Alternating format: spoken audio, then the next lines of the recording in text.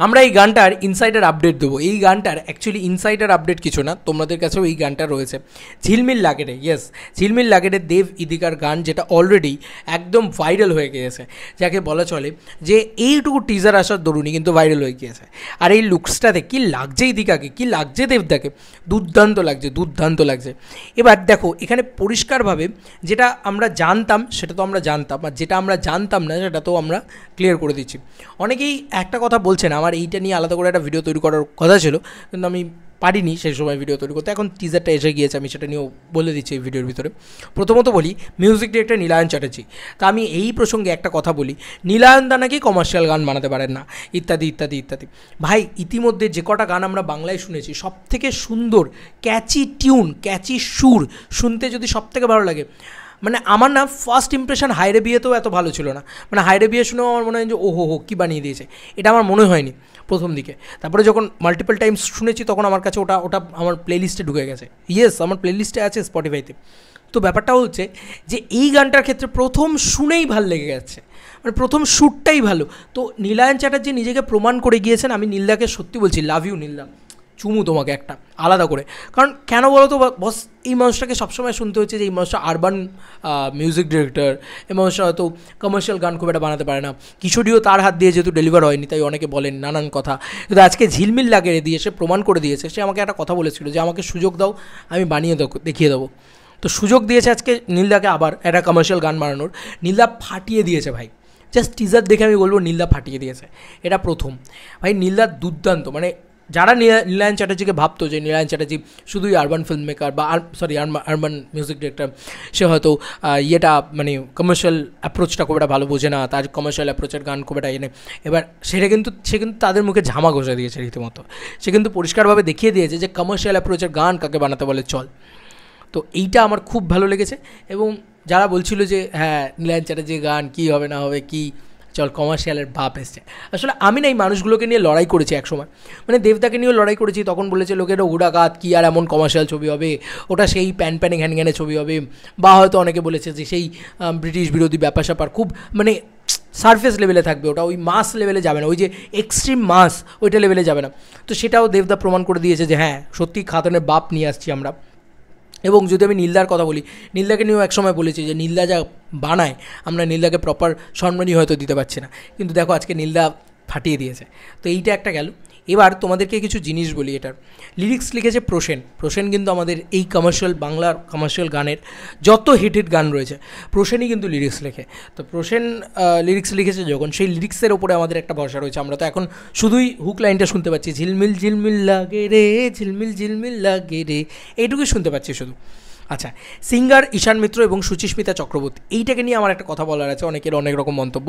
ঈশান মিত্র কেন অরিজিৎ সিং, সোনু নিগম বা ইত্যাদি ইত্যাদি ইত্যাদি নয়? তো আমি বলে রাখি, কিশোরী গানটা যে ভাইরাল হয়েছে সব থেকে বেশি ভিউজ জেনারেট করেছে ইতিমধ্যে দাঁড়িয়ে, সেটা অরিজিৎ সিংয়ের গান ছিল, সোনু নিগমের গান ছিল, জুবিন নটিয়ালের গান ছিল, জুবিন গর্গের গান ছিল, কারুর গান ছিল, এরা কুণাল গাঞ্জাওয়ালার গান ছিল না তো? তাহলে গানটা ভালো হতে হবে, সিঙ্গার ডাজন্ট ম্যাটার।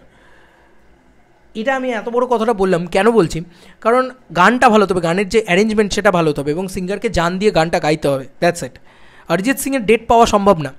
আজকে অরিজিৎ সিং যে জায়গাটায় পৌঁছে গিয়েছেন, উনি একটা মানে গড অফ সিঙ্গার্স এখন বলা চলে, ভগবানের জায়গায় পৌঁছে গিয়েছেন। ওনাকে দৃষ্টি পাওয়াই ওনার খুব কঠিন ব্যাপার। তো ওনাকে পাওয়া সম্ভব না। বারবার আমি দেখছি অরিজিৎ সিংয়ের নাম নেওয়া হচ্ছে, সোনু নিগমের নাম, এদের এফোর্ড করা, এদের পাওয়া, এগুলো ডিফিকাল্ট। এরা টু মাচ ব্যস্ত একজন সিঙ্গার। তো তাদের মাঝখানে দাঁড়িয়ে অন্য কেউ গানটা গাইছে এবং সে যদি ভালো গানটা গায়, তাহলে সমস্যাটা কোথায় ভাই? ঈশান মিত্র খারাপ গানটা কোথায় গাইছে? তুমি দেখাতে পারবে ঈশান মিত্র একটা গান খুব খারাপ গেয়েছে বা ঈশান মিত্রর গান পপুলার হয় না? এটা তো ভুল কথা। ঈশান মিত্রর গানও তো পপুলারও হয়েছে। মানে ওয়ান্স আপন এ টাইম আমরা বলতাম ঈশান মিত্রর গান পপুলার হয় না, চলো ভাই আজকে তো পপুলারও হয়েছে, তাই না? আচ্ছা, এবার তোমাদেরকে আরও একটা জিনিস বলি তার পরবর্তী লাইনে। সুচিস্মিতা, আর নতুনদেরকে জায়গা করে দিতে হবে না, সারা জীবন শুধু অরিজিৎ সিং ভাঙিয়ে খেলে হবে? অরিজিৎ সিং। আচ্ছা, এবার দেখো এখানে মজার ব্যাপার, সাউন্ড ট্র্যাক প্রোডাকশান ঈশান মিত্র, আমার খুব ভালো লাগলো।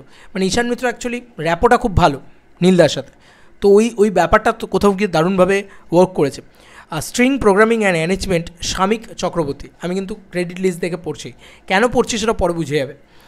এবার এখানে মজাটা হচ্ছে rhythm and percussion design Rupam এবং অর্ণব দাস এবং ওদিকে হচ্ছে সৌরভ সাহা, এটা কিন্তু rhythm of journey the team থেকে দেওয়া হয়েছে। ফ্লুট হচ্ছে Shubhamoy Ghosh, vocal design Ishan Mitra and Nilayan Chatterjee. দেখেছো কেন বলছি এদের দুজনের র্যাপটা ভালো? ঈশান মিত্র আর নীলায়ন চ্যাটার্জি দুজনে মিলে ভোকাল ডিজাইনটা করেছে। দেখো বড় সুপারস্টার সিঙ্গার নিয়ে নেওয়াটা খুব খুব ডিফিকাল্ট আজকের দিনে দাঁড়িয়ে। মানে তুমি বলতেই পারো যে হ্যাঁ এই কেন নয়, ও কেন নয়, এ কেন এলো না, ও কেন এলো না, বাট আমার মনে হয় যে এই যে নেগেটিভিটিটা করার আগে তুমি বলো গানটা শুনতে খারাপ লাগছে? লাগছে না। গানটা ভাইরাল হলে কিশোরী ভাইরাল হয়েছে, সব থেকে বড় কথা কিশোরী ভাইরাল হয়েছে। কিশোরীতে সিঙ্গার কে ছিল সিঙ্গার? মানে অরিজিৎ সিং ছিল না সোনু নিগম ছিল না তো, তাহলে ভাইরাল তো হয়েছে। তাহলে গানের ভিতরে পাওয়ারটা থাকতে হবে, না হলে কিন্তু আমার মনে হয় অরিজিৎ সিংয়ের গানও ভাইরাল হবে না। এটা খুব সত্যি কথা, গানের ভিতরে যদি পাওয়ার না থাকে। রিসেন্টলি তো এই যে আওয়ান জাওয়ান যে গানটা এসছে ওয়াট টুয়ে, কী হয়েছে গানটা ভালো হয়নি। অরিজিৎ সিং বলে আমরা খারাপ বলতে পারছি না, গানটা তো ভালো হয়নি। আর প্রমাণ তো দেখলে, ছবিটা ফ্লপ করে গেল। যাই হোক, মানে গানগুলোও সেই লেভেলে ওয়ার্ক করেনি। যাই হোক, ভালো গান হওয়াটা ইম্পর্ট্যান্ট। সুপারস্টার আসবে, মেগা স্টার রয়েছে যার যে ছবিতে, তাতে আবার চিন্তার কী আছে। এবং অরিজিৎ সিং, দেখো অরিজিৎ সিংকে ডেট পাওয়া যায় না। অরিজিৎ সিংয়ের আমি যেটা শুনেছি, অরিজিৎ সিংয়ের ডেট পাওয়া যায় না। আর সোনু নিগম প্রচণ্ড হাই ভ্যালু লোকজন। আচ্ছা, পরবর্তী লাইনটা আমরা চলে যাই। এখানে কিন্তু পরিষ্কারভাবে একটা জিনিস দেখো, এটা একটা বড় চমক অ্যাকচুয়ালিতে। Mix and mastered by Shiladitya Sarkar at B Bay Studios Mumbai. মানে গানটা মিক্স অ্যান্ড মাস্টার হয়ে এসছে কোথা থেকে?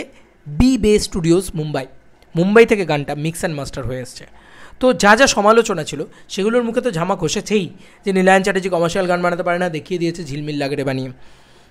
অরিজিৎ সিং ছাড়াও একটা গান ভাইরাল হতে পারে, সেটা তো আমরা এখন ভিউজ জেনারেট করে দেখতেই পাচ্ছি যে চারিদিকে হচ্ছে। এবং সেটা মানে আজকে প্রমাণ করেনি, সেটা রথিদাও আগে প্রমাণ করে দিয়েছে যে কিশোরী আমরা বানিয়ে ফেলেছি, যেখানে আমরা অরিজিৎ সিং ছাড়াই এ লেভেলে ভাইরাল দিয়েছি। এগুলো তো হয়েছে, এগুলো তো খুব স্বাভাবিক ব্যাপার, এগুলো খুব আনন্দের ব্যাপার অ্যাকচুয়ালিতে।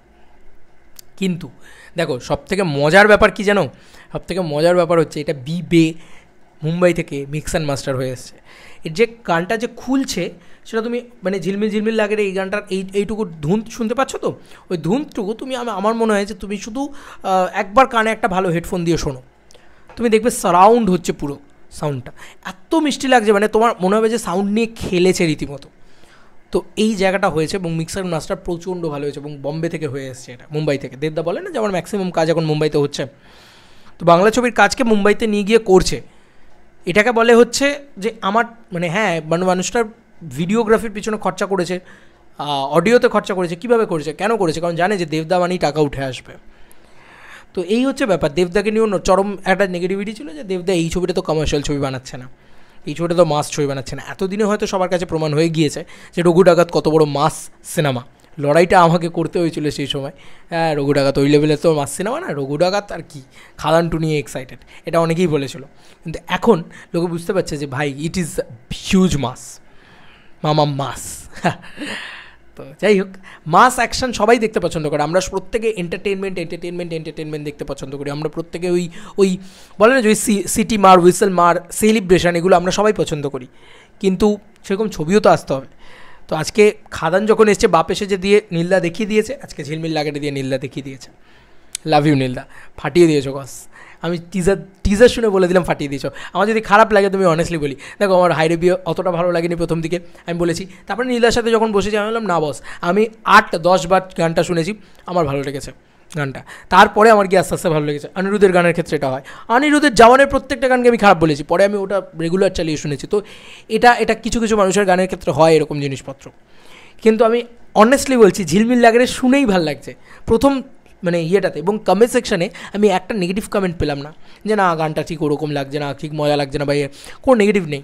তো স্বাভাবিক, গানটা এত ভালো হয়েছে। একটা এআর রহমানের টাচ টাইপ রয়েছে, মনে হচ্ছে যে একটা এআর রহমানের গান টাইপ শুনছি যেন। এই রিসেন্টলি পরদেশিয়া এলো, সেখানেও আমরা ওই ভাইবসটা পেলাম, এই গানটার ভেতরেও ওই ভাইবসটা পেয়েছি যেন। যাই হোক, পুরো গানটা শোনার অপেক্ষায় এবং জাস্ট সেলিব্রেট করার অপেক্ষায়। চলো বন্ধুরা, নতুন কোনো ভিডিওতে দেখা হবে, ভাই।